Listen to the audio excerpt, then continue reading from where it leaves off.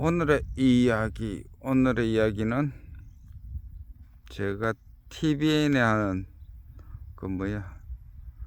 유재석하고 이렇게 진행하는 프로를 봤는데, 유명한 사람들에게 초청해서 이야기 듣는 방송인 것 같아요. 뉴키즈 온더 블락인가 그런 프로그램이었는데 이번에 제가 본 거는 수능이 이제 94년도부터인가 시작됐잖아요. 모르겠어요. 아무튼 90년대로 들어가면서 수능 시대로 바뀌었는데, 그 수능 이후로부터 첫 만점자, 여성분이던데 첫 만점 받은 사람의 이렇게 인터뷰하는 영상을 봤습니다. 야, 그때 보니까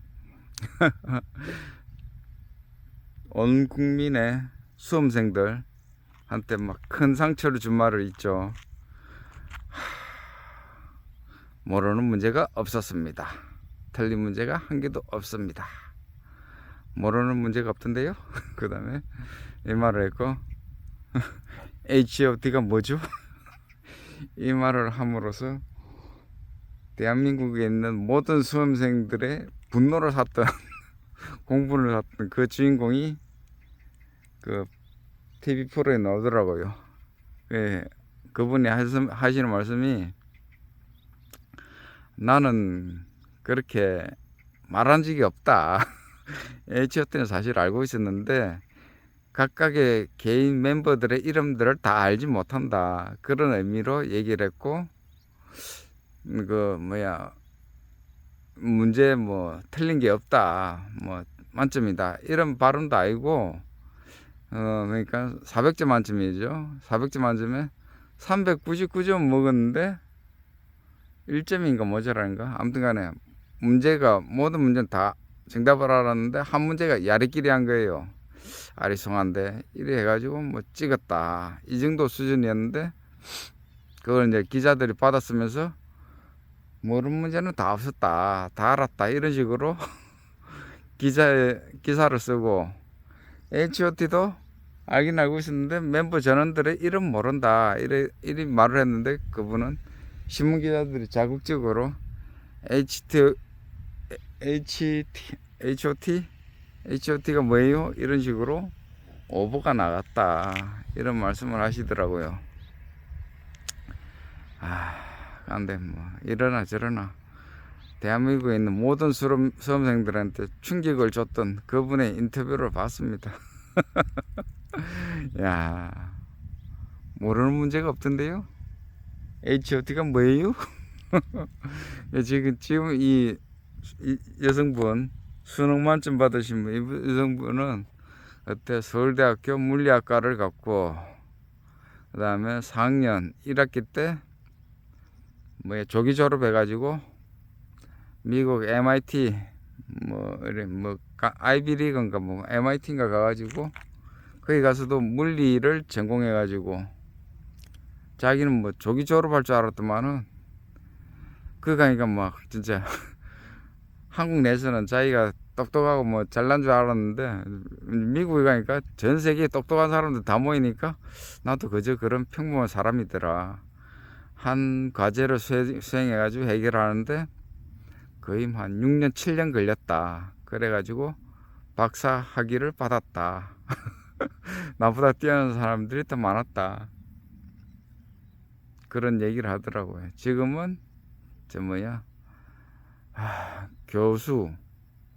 교수가 되기 전에 이제 그 아래 있는 서버 조교라고 해야 되나? 조교보다는 약간 높고 교수보다는 약간 아래인 그 지위의 자리를 차지하고 지금까지도 공부를 하고 계십니다. 그냥 공부가 그냥 자기 취미예요, 취미. 그래가지고 자기 취미인데 수능 공부했죠. 서울대학교에서 물리학 공부했죠. MIT인가 미국 대학교 유학 가가지고 지금도 공부하시죠. 공부가 재밌는 거예요, 스스로. 그러니까 공부를 잘하려고 하면, 공부를 적대시하면 결코 공부를 할 수 없다. 저도 그런 능력이 안 되죠. 수능 반 정도 맞았나 점수를, 뭐 60% 맞았나 점수를, 그런 것 같습니다. 저는 수능 성적이.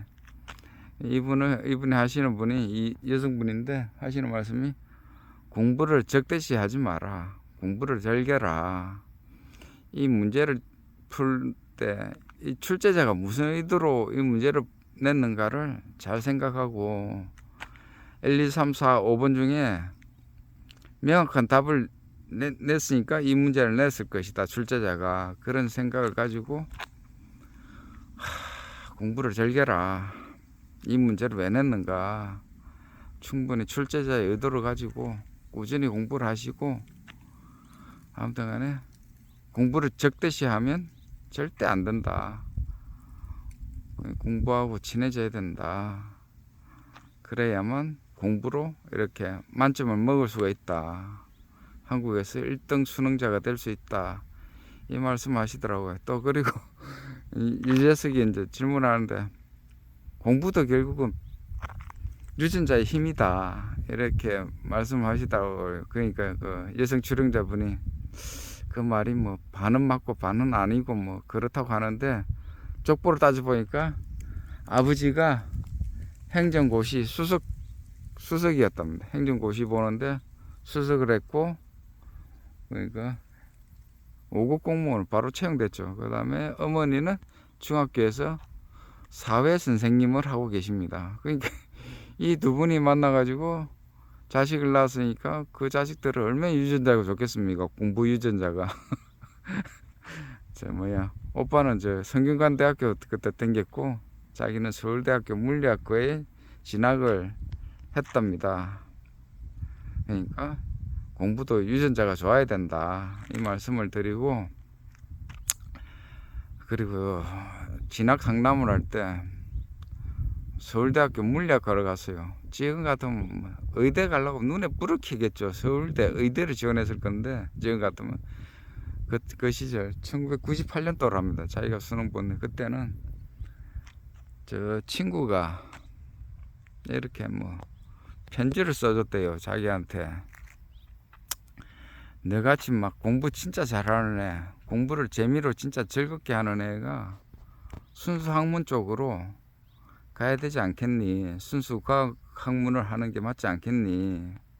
이런 편지를 장문으로 써줬대요. 그래가지고 그 편지를 받아보고는 나같이 공부 진짜 재미라고 흥미를 가지고 하는 애는 진짜 과학 쪽으로 가야 되겠구나. 그래가지고 서울대 물리학과를 진학을 했답니다. 그러니까 학교 마치고 이제 집에 와가지고 엄마 아빠한테 얘기를 했어요. 이제 서울대 물리학과 가기로 했다. 이러니까 왜 엄마 아빠하고 상의 안 하고 니 혼자 독단으로 결정했냐, 이 말씀 하는 게요.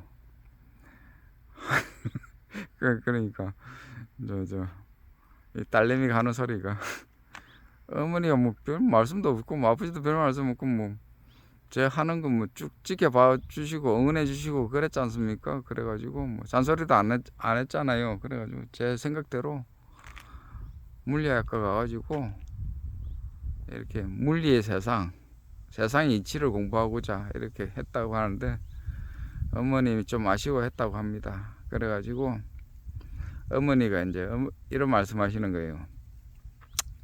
야, 의과대학 가면 그 항아리, 큰 항아리 6동면 펑펑펑 콸콸콸 마시고 소화를 시키면 뭐 돈하고 뭐 재력하고 명예가 따라오는데 왜 그렇게 힘든 길을 가느냐.